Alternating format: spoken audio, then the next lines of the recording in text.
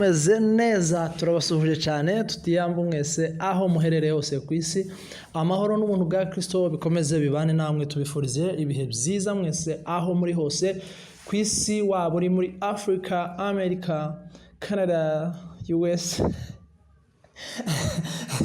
tubifurije ibihe byiza mwese aho muri hose ku isi amahoro n'ubuntu bwa Kristo bibane namwe.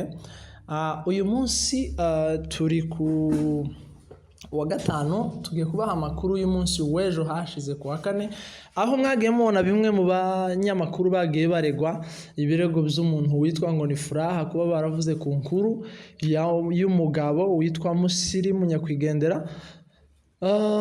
Ku munsi w'ejo bakaba bari bitabye urukiko, akaba ari naho tugiye kubaha amakuru yaho yuko byagenze ku rukiko.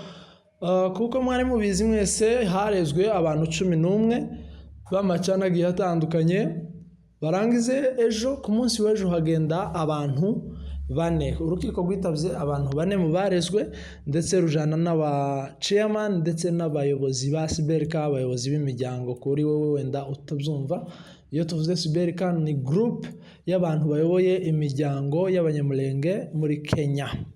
Nuko ngo barangize bamaze kugenda bagezeyo basanga hagiye 4. Ico tutaramenya ahangaha niba aba 4 bagiye n'ubu ari bo babonye umwanya cyangwa n'ubu wenda bano bantu 11 barize bakavuga ngo reka hagenda abantu 4. Ico nico tutaramenya ariko ntidushaka no kukimenya ntari byabyo. Abo 4 rero bamaze kwitaba bashitseyo basanga Furaha yamaze kuhagera ndetse yahageranye n'umukameramani wiwe, abasaba ko bamusebereje kuko ikirego cyari kivuga ko bamusebeje. Nanone bagomba kwaka imbabazi kuri kamera kugira ngo ibintu byose bamuvuzeho bibashe kuba byoca kandi kuri kamera, bagasa mbese n'abari kubeshura, mbese bakabeshura abo babeshe kuko yari yavuze ko bamusebeje, mbese bakaka imbabazi b'abantu babwiye ko kwa kundi bakabaka imbabazi. Nuko ngo arangize rero bari abantu bari bitabye urukiko. Hari hitabye umuntu witwa Ndakize Olivier Ineza Live TV, hari hitabye Queen na Aline The Beauty TV Show, hari hitabye uwitwa Alice Kirayi Umoja 2 TV Show. Abo bantu rero bamaze kugerayo banga ko batakwaka imbabazi kuri kamera kubera impamvu zimwe n'izindi zabo batanze, ariko n'ubundi ntibikwiriye mu mategeko siko bivuga.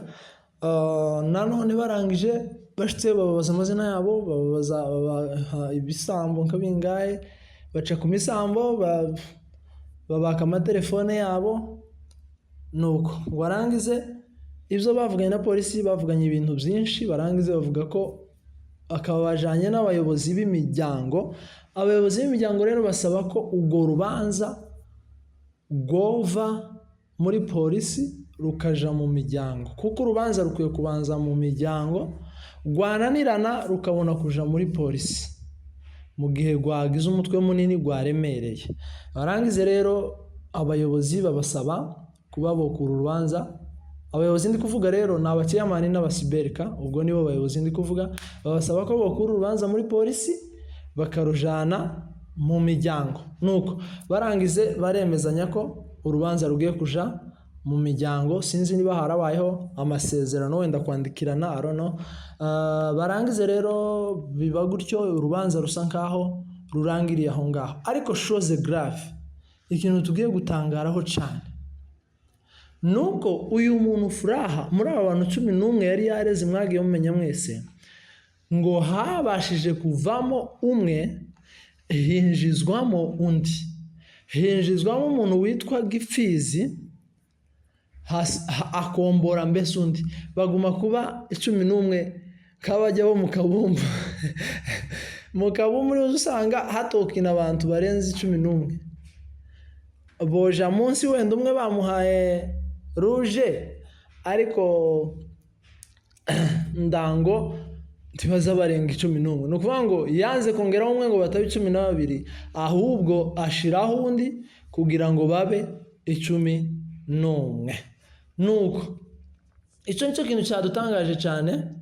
ndetse tuza gusanga hariho aba YouTubers bamwe b'amacano menshi agiye akomera banabivuzeho ariko ntibagira inkurikizi, ntibagira ikibageraho. Bishatse kuvuga ko uyu muntu yareze abantu bashobora kuba bafitanye izindi wenda beef cyangwa se batabyumva kimwe. Kwa kundi umuntu avuga ati njewe runaka simwiyumvamo, agahita agenda rero agahita agendera kuri ako, agahita akaba yomurega. Icyo nacyo ni ikibazo ushobora kwibaza, waye niba abantu bose baramuvuze bakwiye kuba baragiyemo bose, cyangwa niba baretse akabareka bose. Kubera ko umuntu witwa Gipfizi ukorera kuri Mibunda TV akorana na Rugenza, akorana na Joshua, waye ashobora kuba yosigara kandi barakoranye n'ababo, asigaye gute? Ntibishoboka. Bari abandi basigaye gute, iwe akajamo, agiyemo gute? Nuko ikindi aba bantu bari bitabye cyangwa se aba bose bari barezwe bategerezwa ngo abategeka kuba bosiba ibiganiro byose bagiye bamukoraho. Ikindi kintu kiri aha cyo gutangara cyane ni ukuntu ngo harimo bamwe mu ba YouTubers babishoyemo imbaraga mu ruhande rwa Furaha kugira ngo abashe kurega bano bandi. Icyo kintu cyantangaje cyane kubona abantu aba YouTubers barega babo. Ese no kugira ngo izi channel zibanze zihagarare zidakora izabo arizo ziri kujya. Ese kuba mwarabuze views wenda nuko bano bakora kuba mwarabuze aba subscribers nuko bano bahari, aba bari barezwe, kuko mu bigaragara mwagaragaje nkaho babateye ubwoba. Niba koko abo ba YouTubers bahari bakoze ibyo bintu zo kuvuga ngo barege, bashoremo imbaraga ndetse bashoremo no mu bimwe mu butunzi bwabo, mu mafaranga yabo, batanga icyo bita ngo ni corruption, ruswa, kugira ngo babe bofungwa. Niba abo bantu bahari bakoze igitangaza kandi cyiza nuko ngo babamenye. Ibishwe ngo bizabibora, icyiza nuko babamenye babikoze gutyo, kuko ntiwaza wishima hejuru y'uwanye ku kibazo yagize ngo namara wenda bikorohere. Uri gukorera Satani nyine nawe agomba kuko tahanze, ntabwo bibaho, nta nubwo bishoboka.